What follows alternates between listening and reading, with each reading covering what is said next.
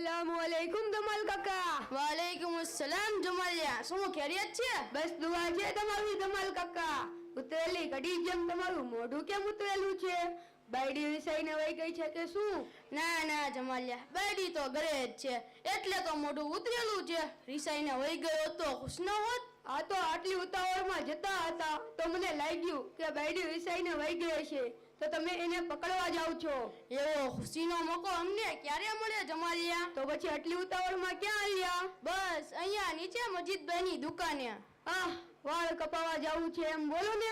ના એલા જમાલિયા, દેખાતો નથી, દાઢી વધી ગઈ છે તો તેને સાફ કરવા જઉં છું। ઇન્ના લિલ્લાહી વ ઇન્ના ઇલૈહિ રાજીઉન।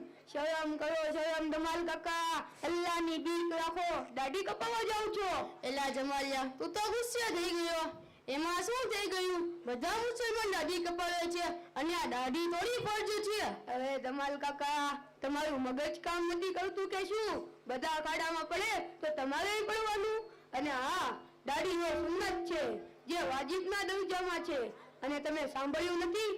કુરાન શરીફમાં અલ્લાહ પાક ફરમાવે છે, યા અય્યુહલ્લઝીના આમનુ અતીઉલ્લાહ વ અતીઉર રસૂલ વ ઉલિલ અમ્ર મિનકુમ। જેનો તર્જમો એ છે કે એ ઈમાન વાળો, તમે અલ્લાહ અને એના રસૂલની ઇતાઅત કરો। અને અલ્લાહના નબીએ હંમેશા દાઢી રાખી હતી, તો શું આપણે અલ્લાહના નબીની ઇતાઅતમાં દાઢી ના રાખવી જોઈએ?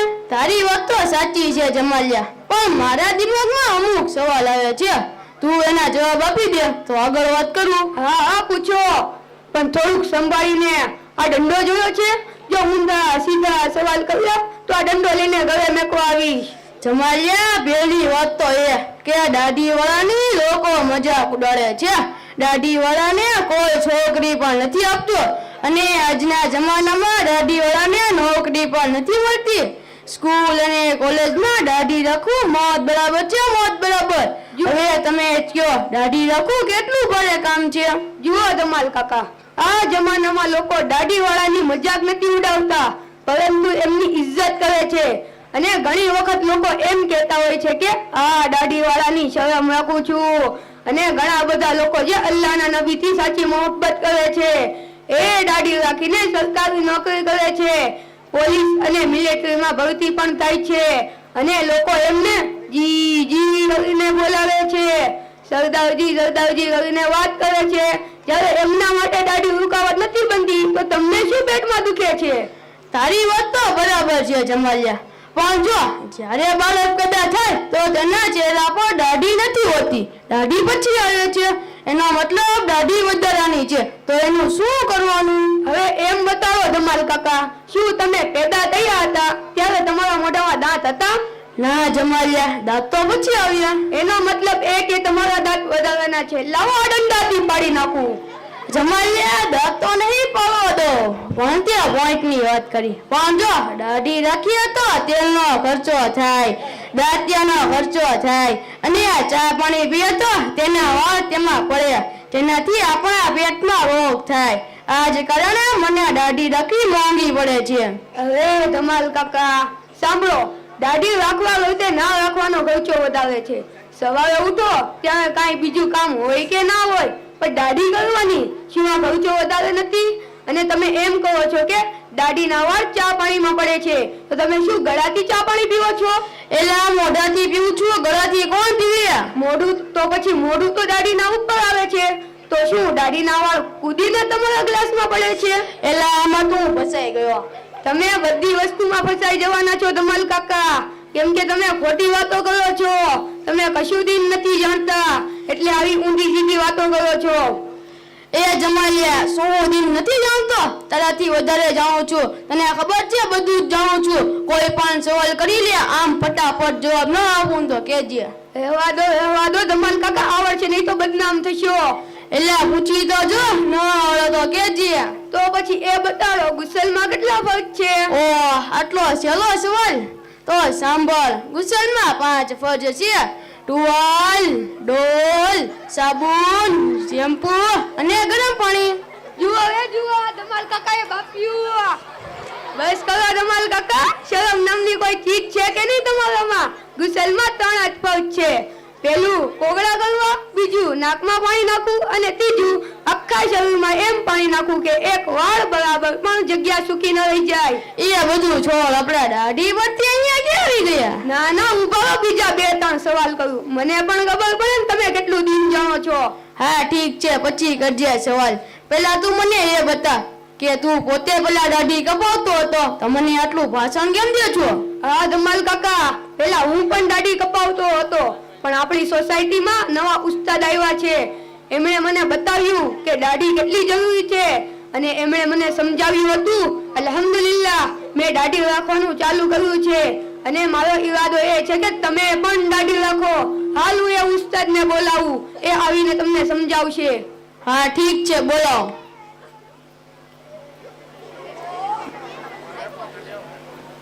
अस्सलामु अलैकुम उस्ताद. खैरियतમાં છો ઉસ્તાદ?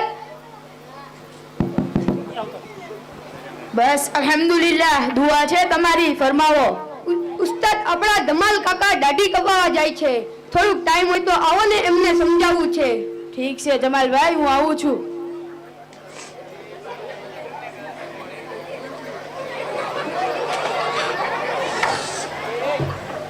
અસલામુઅલૈકુમ જમાલભાઈ. વાલેકુમ અસ્સલામ ઉસ્તાદ. જુઓ ને ઉસ્તાદ, આ ધમાલ કાકા દાઢી કપાવવા જાય છે. થોડુંક સમજાવો ને. થઈ શકે તમારી વાત અલ્લાહ એમના દિલમાં નાખી દે અને એ ગુનાહથી બચી જાય. શું ધમાલ કાકા દાઢી કપાવવા જાવ છો? હા ઉસ્તાદ, વધી ગઈ છે તો મને લાગ્યું લાવો ને કપાય એવું. અફસોસ ધમાલ કાકા, જુઓ આપણે મુસલમાન છીએ અને મુસલમાન થઈને અલ્લાહ અને એના નબીના ખિલાફ જાવે તો શું આ ગલત નથી? કેમ કે અલ્લાહ પાક ફરમાવે છે, એ ઈમાન વાળો અલ્લાહ અને એના રસૂલની ઇતાઅત કરો. મતલબ અલ્લાહે જે આપણને કહી દીધું, અલ્લાહના નબીએ આપણાને કરીને બતાવ્યું કે આપણા માટે ફિક્સ અને જરૂરી થઈ ગયું. આપણા નબી હંમેશા દાઢી રાખી હતી. આપણા નબી સાહેબે જિંદગીમાં કદી દાઢી કપાવી ન હતી. આપણા નબી સાહેબે ફરમાયું છે, બુખારી શરીફમાં હદીસ છે, ખોલિફુલ મુશરિકીન અહફુશ શવારિફ વ અવફુલ લુહા. મુશરિકોની મુખાલફત કરો, મૂછો કતરાવો અને દાઢી વધારો. અને જ્યારે આપણા નબીએ દાઢી રાખવાનું કહી દીધું તો વાત ખતમ થઈ ગઈ. સહાબાએ દાઢી રાખી હતી, તાબેઈનને દાઢી રાખી હતી. અલ્લાહ અને એના રસૂલથી સાચી મોહબ્બત કરવાવાળા શખ્સે દાઢી રાખી હતી. અને તમે અને તમારા જેવા અમુક મુસલમાનો છે જે અલ્લાહના નબીના ખિલાફ જઈને દાઢી કપાવે છે, અલ્લાહના નબીને નારાજ કરે છે. એના બાવજૂદ મેદાને મહેશરમાં સહાબાની જમાત સાથે ઊભા રહેવાની તમન્ના કરે છે. એમનેમ થોડું ઊભું રહેવા મળશે. એના માટે અલ્લાહ અને એના રસૂલથી સાચી મોહબ્બત કરવી પડશે. અલ્લાહના રસૂલની હર વાત માનવી પડશે. ને આપણા નબીએ કહ્યું છે કે દાઢી રાખો, એના બાવજૂદ તમે દાઢી કપાવો છો, એનો મતલબ કે તમે અલ્લાહના નબીથી સાચી મોહબ્બત નથી કરતા, ખાલી મોઢેથી કહેવાના મોહબ્બત નથી. અને ધમાલ કાકા, દાઢી તો મર્દોના ચહેરા પર આવે છે. વારંવાર દાઢી આવીને એ મેસેજ આપે છે કે તું મર્દ છે, औरत નથી. પરંતુ તમે દાઢી કપાવીને એમ કહો છો કે હું મર્દ નથી, હું औरत છું. અને એક વાત કહીને પોતાની વાત ખતમ કરું છું. દાઢીના વજહથી ખૂબસૂરતીમાં નુક્સ આવતો હોત તો આ દુનિયાના હસીન તરીન ચહેરા પર દાઢી ના હોત. પણ આ દુનિયાના હસીન તરીન મારા અને તમારા નબીના ચહેરા પર દાઢી હતી.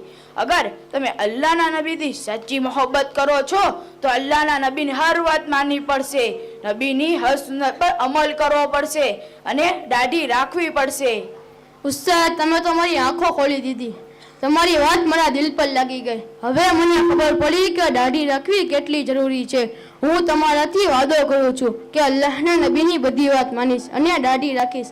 અને આ જલસામાં આવેલા લોકોને હું કહેવા માંગુ છું કે તમે પણ મારી સાથે પક્કો વાદો કરો કે અલ્લાહના નબીની બધી વાત માનશું અને દાઢી રાખશું. અને આજની પછીની જિંદગીમાં ભૂલથી પણ દાઢી નહીં કપાવીશું. બોલો ઇન્શાઅલ્લાહ. ઇન્શાઅલ્લાહ. અરે જોરથી બોલો. ઇન્શાઅલ્લાહ. શુક્રિયા ઉસ્તાદ, મને સીધો રસ્તો દેખાડવા માટે. ચાલો હું જાઉં છું. અસ્સલામુ અલૈકુમ. વાલેકુમ અસ્સલામ.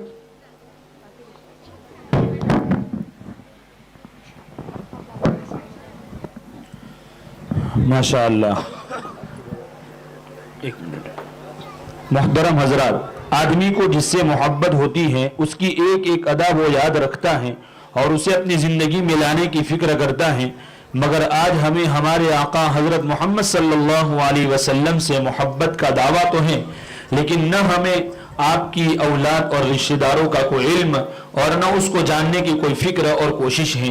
हालांकि आज कितने मुसलमान हैं जिन्हें पिक्चर के हीरो और क्रिकेटरों के नाम के साथ उनकी पूरी तारीख और इतिहास मालूम है। यह हमारे लिए बहुत ही अफसोस की बात है। तो आइए सीरतुन नबी सल्लल्लाहु अलैहि वसल्लम के उन्वान पर चंद सवाल और जवाब पेश करेंगे हमारे मदरसे के चंद बच्चे यासिर, साद और निहान।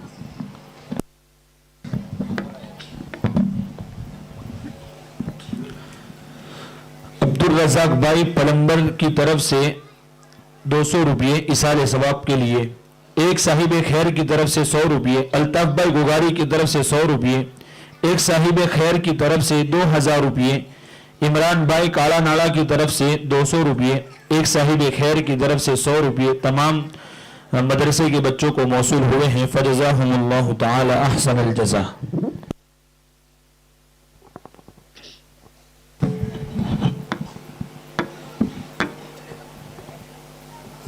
अस्सलामु अलैकुम वरहमतुल्लाहि वबरकातुह। वालेकुमुस्सलाम वरहमतुल्लाहि वबरकातुह। क्या हाल है भाई, खैरियत से हो?